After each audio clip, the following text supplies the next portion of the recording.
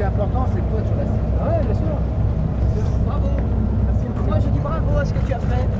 Le principal, c'est d'arriver. Ouais, voilà. On n'est pas... voilà, le principal, c'est d'arriver et Voilà. d'arriver glorieux, comme Ouais, tu arrives. ouais, c'est Bravo super. à sa famille d'avoir soutenu. Et Merci. puis, voilà. Voilà, je dirais comme un ami m'a dit, t'as pas la cerise sur le gâteau, mais t'as le gâteau. C'est pas mal ça. De toute façon, la cerise, on la donne toujours au gâteau. Voilà, non, c'est vrai que j'ai pas la cerise sur le gâteau, mais j'ai le gâteau et tout ce que j'ai vécu, même cette expérience, je dirais, de sauvetage avec le cargo était quand même assez extraordinaire. Donc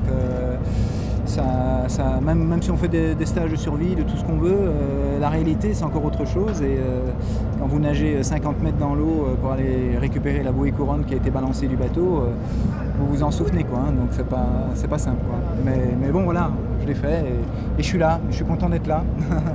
Et d'être dans l'ambiance quand même de la fête des arrivées quoi. Donc c'est super. Merci à tous d'être venus quand même au ponton. En fait, j'étais en navigation assez normale, je dirais. J'étais pas en survitesse ou des choses comme ça. J'étais même à l'intérieur, je venais de me raser, je me préparais, j'avais gonflé mes pare-bâtards, j'avais fait des tas de choses pour l'arrivée.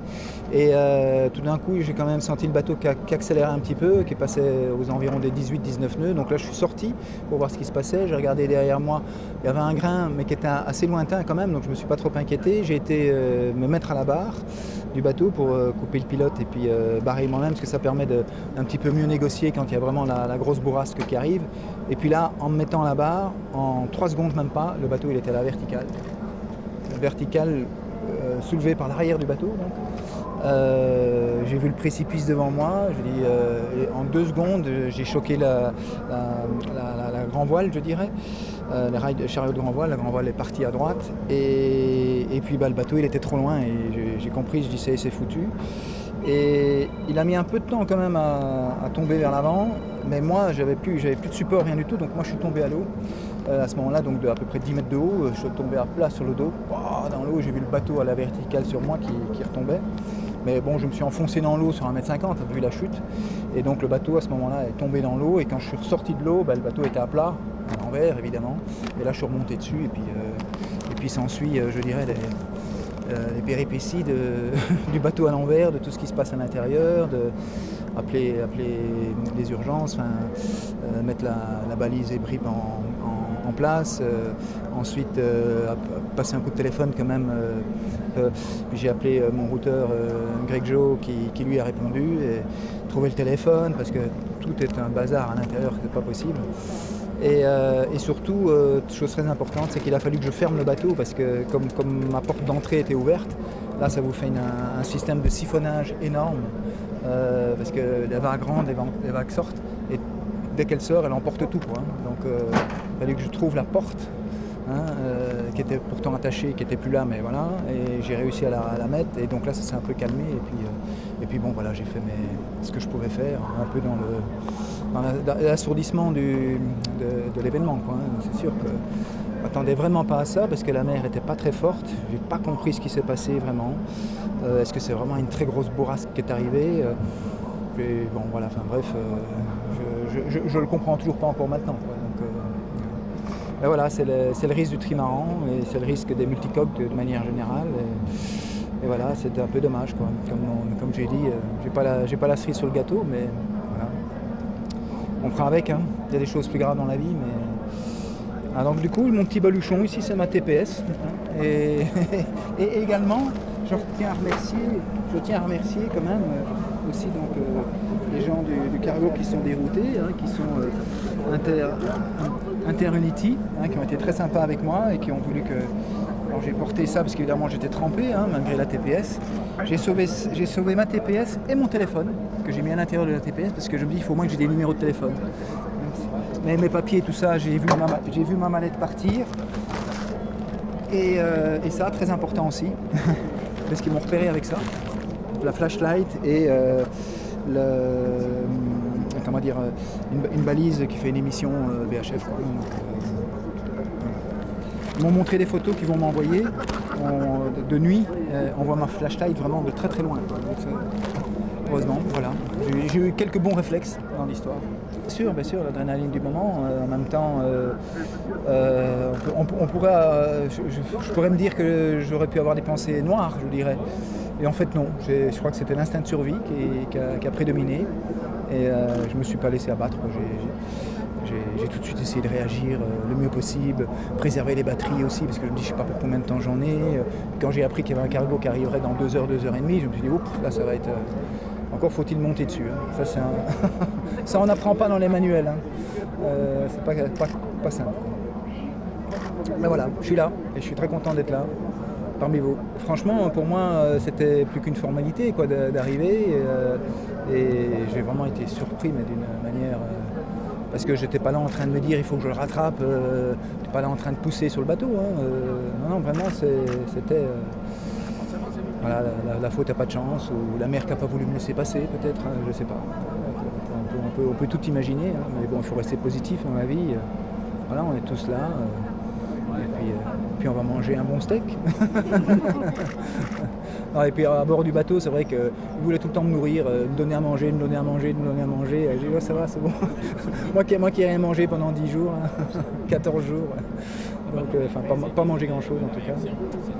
Donc, voilà.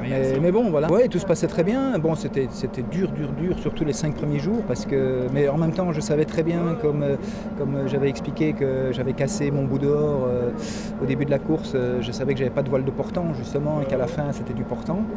Donc, je me suis dit, si tu veux faire quelque chose de bien, il faut que tes 5 premiers jours, tu sois au top, quoi.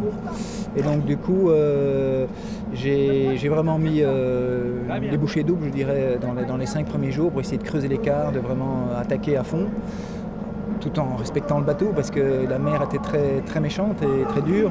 Donc je voulais pas que ça casse le bateau quand même, hein, parce que déjà je pars, une demi-heure après je pète le bout dehors, j'étais un peu... je dis bon, c'est un avertissement ou c'est quoi?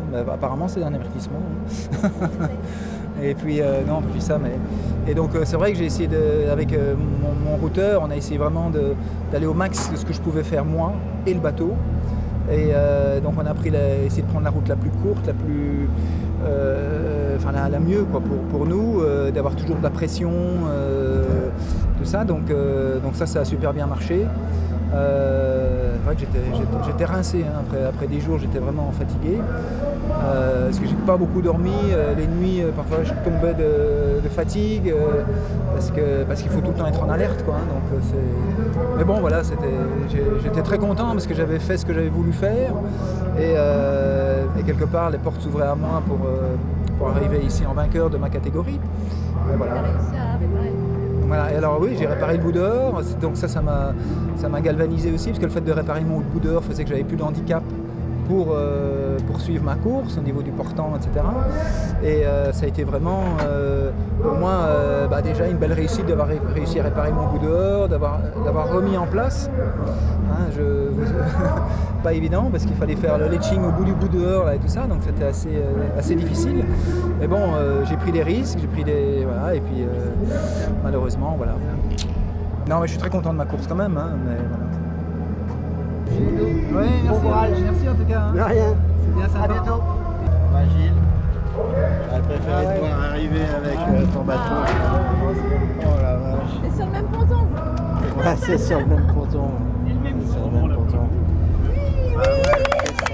Qu'est-ce que ça, la vie.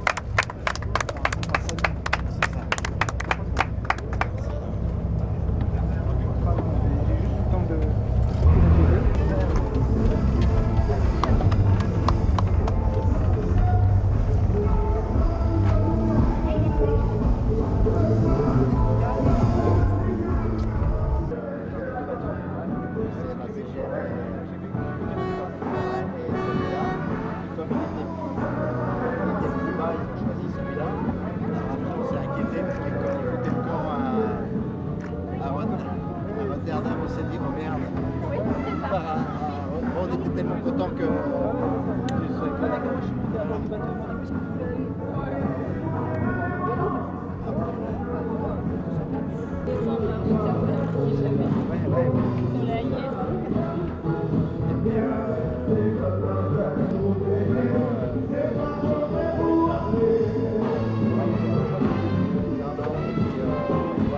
Après, c'est toi qui as donné l'autre position à Grégoire.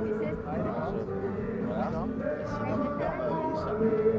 Alors en fait, moi je l'ai pas mise dans l'eau, je l'ai laissée à côté. Ouais, alors, elle a très bien localisé. Voilà. Parce qu'en plus, comme on n'avait pas beaucoup de positions, Ah ouais, en plus avec cette partie de merde. parce que putain, saloperie. Et donc on se dit, bah c'est facile. Et là, on va recroiser les poses. Putain, pas possible, on en avait. Mais assez, ce que je veux dire, la position, une flashlight, ma petite flashlight. Ouais, bah ça c'est Elle redoutable. la voyait de très très loin. Et en fait, tu apprends des trucs, mais pour finir, tu fais un peu un instinct de survie. Mais je crois que ce qui était bien, c'est que c'était pas ça. Montrer vraiment